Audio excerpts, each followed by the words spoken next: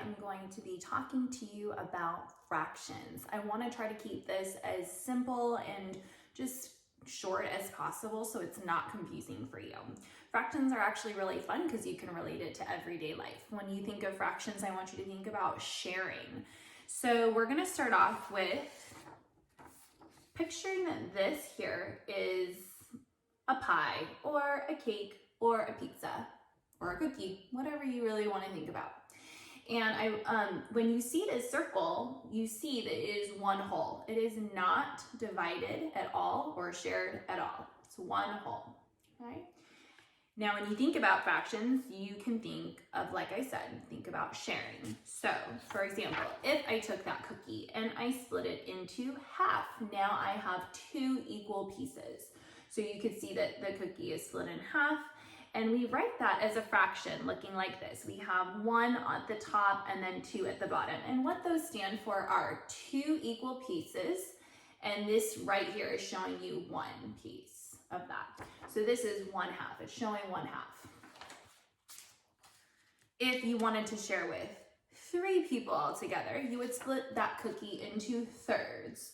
So you could see here that we have a cookie or a circle, and then when you equally split it, you're noticing that you have 3 equal parts. That 3 is here at the denominator. That is what we call the bottom of a fraction, denominator. And then we have a 1 in the numerator. So you could see that this piece right here is 1 out of 3 equal pieces. So this is thirds. The next one I'm going to show you is fourths. So this is if you have 4 people that you're sharing with.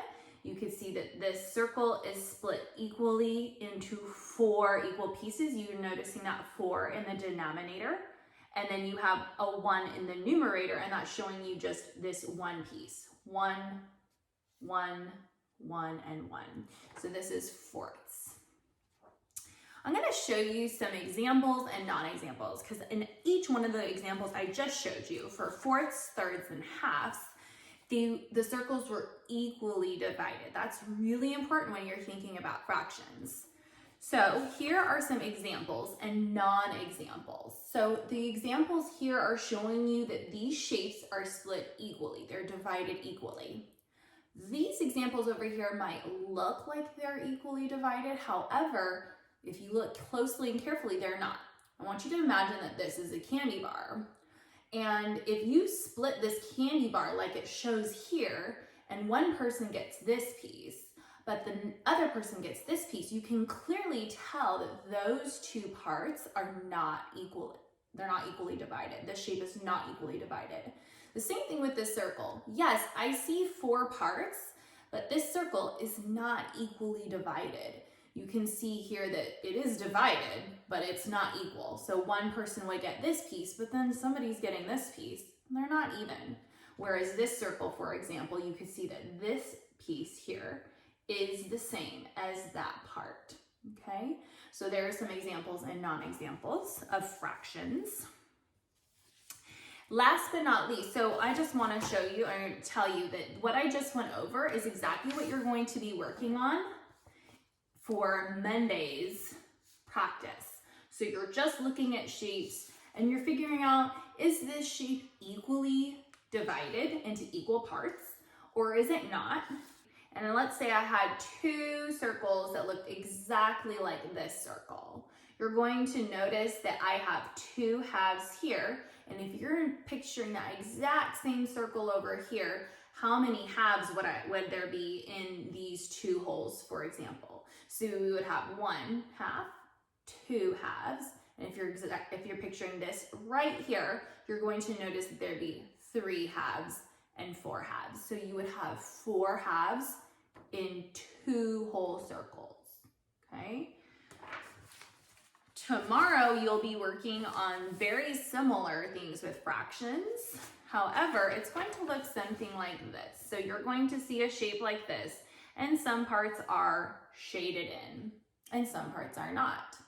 So you're going to see up here, it's going to give you some information. The square is divided into 8 equal parts, and you can count those out and figure out, yes, this square is divided into 8 equal parts. it's going to give you more information. It says 2 out of 8 parts are shaded. And again, you can look at this shape and see that there are 2 parts that are shaded and the rest are not shaded. Then it's going to ask you to be able to give that fraction. So it says, what is the numerator and what is the denominator of the square is shaded. So remember that the number that goes in the numerator is the part that is shaded, whatever it's asking for. So it's saying that how many are shaded here? You see that there are 2 parts that are shaded. So that's going to go into your numerator.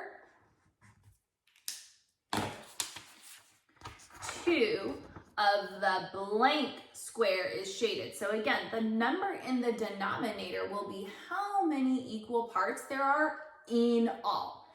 So you're going to notice it already told you up here, but you can count again. We have 1, 2, 3, 4, 5, 6, 7, 8. So you're going to notice there are 8 parts altogether. So that is your denominator, or how many parts altogether. So if you take a look here, you're going to notice that 2/8 of the square is shaded. The 2 represents how many parts are shaded, and the 8 represents how many parts there are all together, not just the parts that are unshaded. So that's a common mistake, is that you might want to put how many are shaded on the top and how many are not shaded on the bottom. That would be incorrect. The number in the denominator, the number in the bottom here, are how many parts there are all together, okay? So right now you're going to crack open your workbook and you're going to be working on figuring out if shapes are divided equally, and if they are, and how many parts there are in multiple whole shapes. And if you have any questions, feel free to send me a video message or have your parents message me. I also included some resources for your parents to go over so they can help you with these concepts. But if you're having a really hard time, I would love for you to send me a video so that I can help you and send you a video back so that we can work on this together. I hope you have a really good day. Good luck with your fractions. Have fun, and I'll see you soon.